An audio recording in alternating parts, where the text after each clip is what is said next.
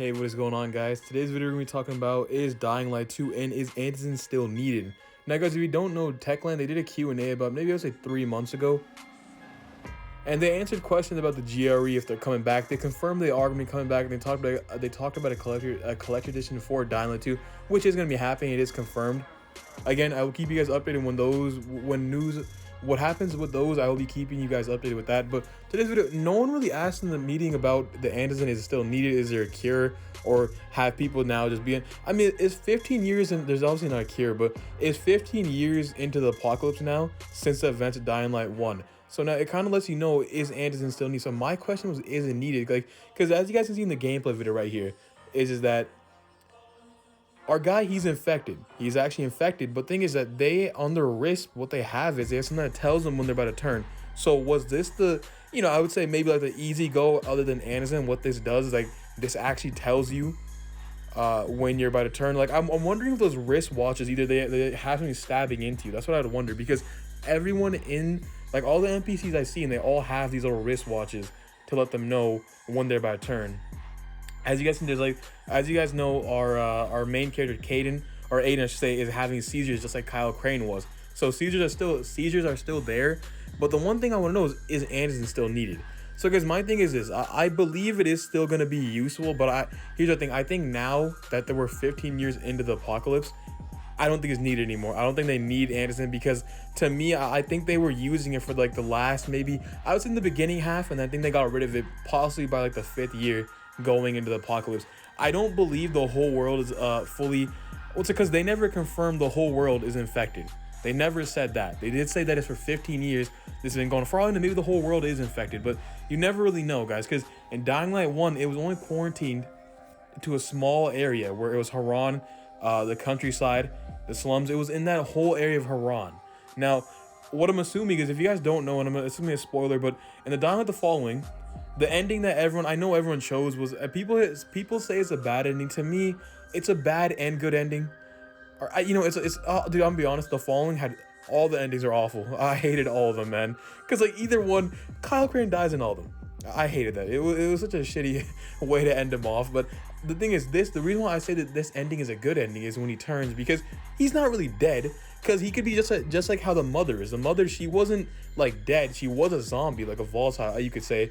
Pretty much a volatile, you could say, because of where her facial features were. But she wasn't dead. She was still talking in her normal voice. But, a lot of people are saying that Kyle Crane is a night hunter. That's who he is, and he may be a boss in Dying Light 2. Which, again, I could believe. I can get behind that. Because, if he is a boss, he'll probably be in this area, this new Dying Light 2 area, which you don't really know much about. It's like, we do know our main character, Aiden, he is from Haran, because there was a photo of his pants where it said Haran. So, obviously he's from Haran. Maybe he knows Kyle Crane. Maybe he was a kid at the time. This is 15 years later on, after all the events happened. And I'm assuming, guys, since he must have been affected for the time being, either he recently got infected, and what his job is to pretty much find out, because in this game, your main goal is to find a cure because you're infected. So that's why I'm assuming Antizin is not even needed anymore. And if it is, like, because to be honest, the thing is, I never saw him once take Antizin. Or is there a lot of Antizin for everyone now? Because in Dying Light 1, there's barely any Antizin for anybody. Here's my another theory I'm thinking. I'm thinking Antizin is needed, and I think right now they have so much now, because I'm assuming ever since they found out Haran, there's still people alive, and the infection spread, because if you don't know the Following ending, the one that I know they're gonna go with is the one where Kyle Crane got to the other city, and I'm assuming this other side of the countryside is where this takes place. I do hope in Dying Light 2 they show a little cutscene of, Kyle Crane. Something about Kyle Crane. I hope they show a cutscene about that, showing how it got to this area and how, like, a new area is infected and how everything just went down. I want to see more about that. I hope Dying Light 2 will have that, which they did talk about in Dying Light 1, the Q&A they did about a few months ago. They did say that, a lot of questions are going to be answered for Dying Light 1, like how this transitioned over to this area, and 15 years later. It'll all be there in the beginning half, so, guys, don't worry. It's not going to skip past anything, which is good. So my second theory is that when they found that the infection had gotten to another area, and it started spreading like, it just pretty much started spreading like hell at this point. I think either the GRE or whatever it was, like a lot of the, relief efforts, they all started making Antizin and started like dropping it in, because if you don't know, guys, pretty much drops, like, what do you call them, airdrops, they stopped coming into Haran, they stopped coming into the slums, and it kind of sucked. The only place that airdrops were happening was in the countryside, because they had stopped doing airdrops around Haran. So it was, they had no Antizin, there was none left. There's pretty much the only person who had it was Rise. I'm assuming he had a lot. So the only person was Rise, and I'm assuming he was running out as well too. So Antizin, it was not that, maybe it was just like, it was just the airdrop that stopped, so there's no Antizin, they're running low. Was this a sign that the world now, they started producing massive amounts of Antizin, and now Antizin is found everywhere, meaning that there's airdrops are happening, that now each airdrop is gonna have Antizin in it? So I'm assuming this. Here's my theory. I'm assuming that your character, that like, we'll have to manually take Antizin just to keep ourselves going. I know they didn't show it off in this trailer, but I'm assuming that may be a theory. Because why do I say that? Because we all know there's gonna be airdrops, because I do hope there are airdrops in the game, because it'd be awesome to know that somewhat of the world isn't fully infected. Because it just, like I said, guys, when the whole world isn't infected, it kind of sucks, because there's really no hope. There's really no hope, because even if you find a cure, it's kind of like, I don't understand how you can fix that. To me, that's kind of unfixable. But if there's airdrops, I'm assuming our character, the way for us not to turn, and throughout the story of Dying Light 2, we're gonna have to manually go for those airdrops to get Antizin for us, and get it for any other people that are infected in the either our I would say areas, or either our hideouts, wherever it is. They'll either be infected, and we have to get Antizin for them, which again, I assume that's gonna be the second theory I'm saying, is that there are mass amounts of Antizin, and they're either located in from, I would say, merchants, or they're located from airdrops. That's what I'm assuming Dying Light 2 is gonna have it. So that's a good theory. I'm pretty sure this one may be spot on my second theory, but here's the third one, where now this is the one I'm kind of going with, is that Antizin really isn't needed anymore.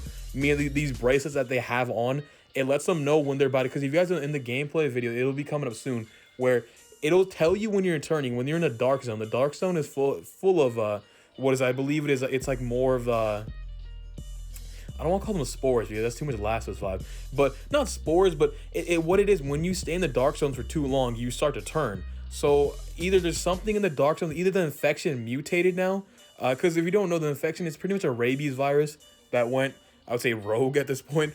And it was insane. It's like now, it's like if a human had a rabies, pretty much, that's what it was. So I'm assuming now the infection is probably mutated now to the point where when there's a lot of infected in one area, and they're just pretty much either one breathing or whatever it is, all that air gets contaminated with, with the infection, or the disease, I should say, virus.